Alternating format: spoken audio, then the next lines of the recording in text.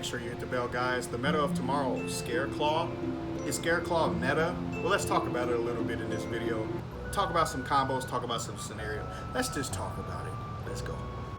So essentially, guys, this archetype is basically one monster that is both dark and light, pretty much switching wardrobes, and then it basically has a bunch of earth monsters that revolve around it that pretty much copy off of Crusadia and then update themselves in 2022 with really interesting effects. Scarecrow Reichhardt is a card that specifically allows you to add a spell or trap with Scareclaw in its name, which we'll get into in a moment with some of these other cards.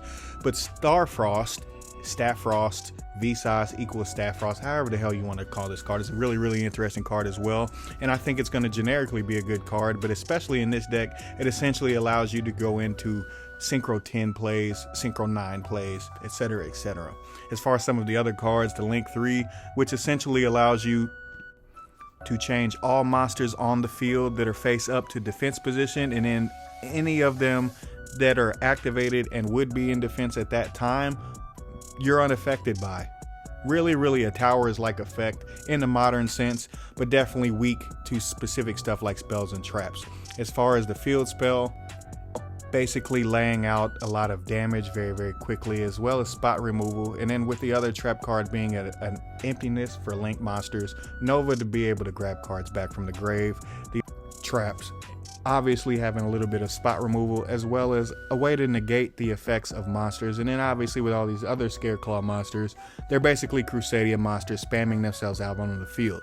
As far as getting into some of the cards that will be at least friends of this deck, you definitely have to mention a card like Alpha the Master of Beasts, as well as Rescue Cat. Rescue Cat pretty much equals the Link in and of itself with any other name, which is really important for you to understand. I also wanted to talk about Pre-Raise Map, for the simple fact that monsters that have 0 attack are easily searched, and 3 of the monsters within this archetype have 0 attack. Really easy to understand, right?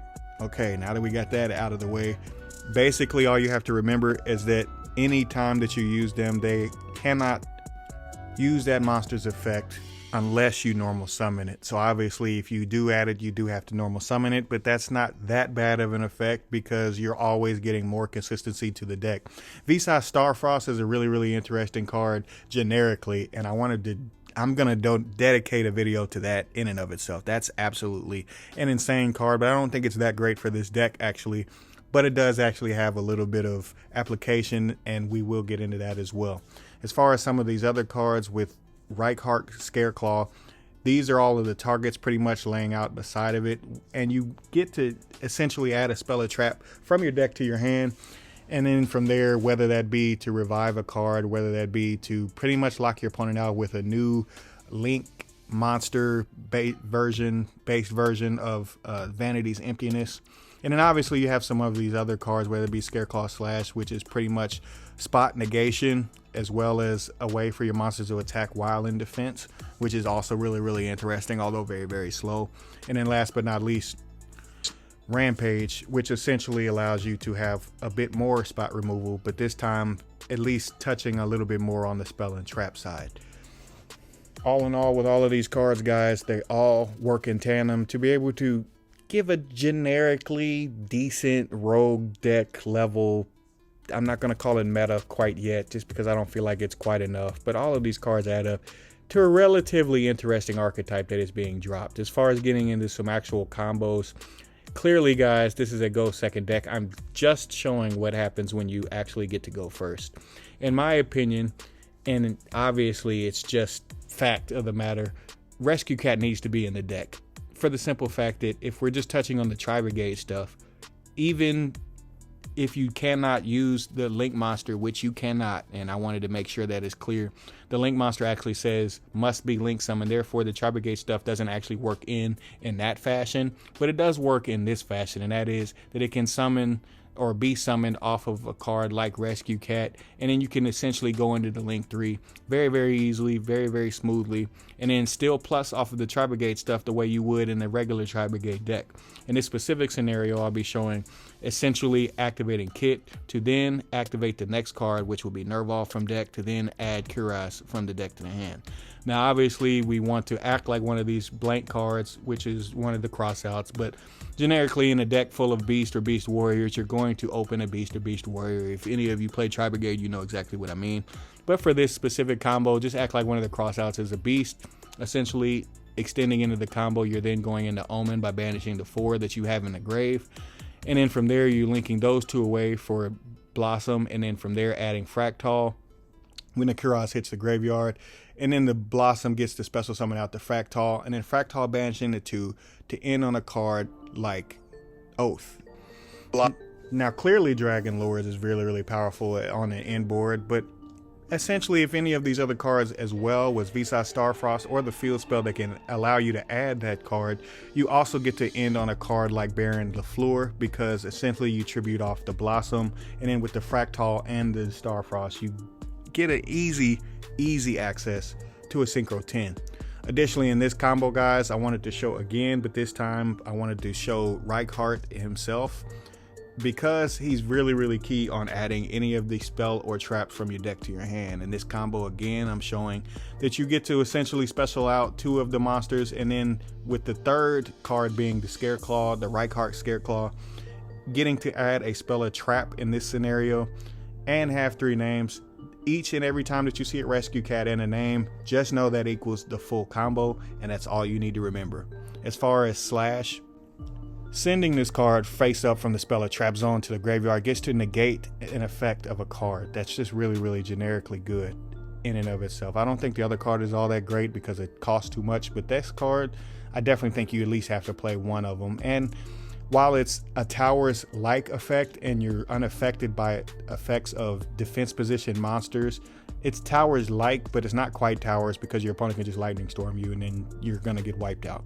As far as a test hand, guys, I wanted to show again Reichhardt being able to add any spell or trap, and in this specific scenario, this specific hand, I wanted to show adding one of the other trap cards, so adding both of the trap cards to the hand to be able to control your opponent. Now I'm going to talk about a card in the profile portion in the template version that I definitely feel matters as far as mentioning, but essentially if you do open a hand like this and then have the ability to spam back off of the Link's effect to be able to grab a monster and then add another additional monster to be able to special summon out, whether you would go into a rank 3 play, whether you would try to go into a Gossip Shadow before any of this off of a Rescue Cat that you would open in general, whether you want to leave these cards face up to be able to play for the cost of a card like Alternative, I definitely think all of these things are really viable, but I don't think this deck is good at all going first. But it doesn't have the same weaknesses that a deck usually would have while going first, while it is a go second deck. As far as actually touching on the actual cards within some of these lists, this is how I would build the pure version. I basically feel like the pure version of it is just like Crusadia. I don't really feel like there's any big difference. They're both trying to take your head off and take you out completely, except in this archetype there isn't a bunch of smaller links. It's just one big link that you can jump into really quickly. I definitely think that you should maximize on all of the names. Maybe not all of them, but pretty much all of the names. I do feel like you have to play three Reichhardt, and you can probably cut down on some of the other cards that are map targets just because you can grab them at any time that you would want, if you do choose to play the map card. And then for the rest of the cards, whether it be Rampage, whether it be Nova, whether it be the trap card Alternative, whether it be Slash, I just feel like there's so many cards to talk about within this archetype, but I would be remiss in not mentioning a card like Gorgon's Eye or Tragedy, because they specifically work directly with the Link to be able to have extra control access that you might not have known about or had before. With cards like Trap Trick, it makes it more searchable and more readily available to create a strategy, whether you're going first or whether you choose to build this deck to go first, to be able to play going first and control your opponent mercilessly with cards like that, Tragedy, Curse of Anubis, and so on and so forth. Whether you also would want to put in cards like Book of Eclipse to be able to play perfectly into this archetype. I definitely just feel like all of these have to be mentioned. I definitely feel like Sky Striker will have at least, if not a engine or a complete overhaul of the deck, I definitely feel like it has a bit of synergy with Scareclaw, for the simple fact that Jones can create the link almost by itself. You definitely have to have another monster, but almost by itself, Hornet Jones can create the link. So that's definitely something you have to remember. As far as the extra deck cards, I definitely feel that Baron LaFleur, Zeus, I don't know about Downer, Baguska. There's so many cards I feel like I would want to touch on. I definitely feel Gossip Shadow would be something you would have to consider, because being able to have a Rescue Cat equal a rank 3 by itself, kind of nuts, guys. Within the Tri-Brigade version, I definitely feel like you can start to cut down on some of the numbers and then start to uptick on some of the other cards as well.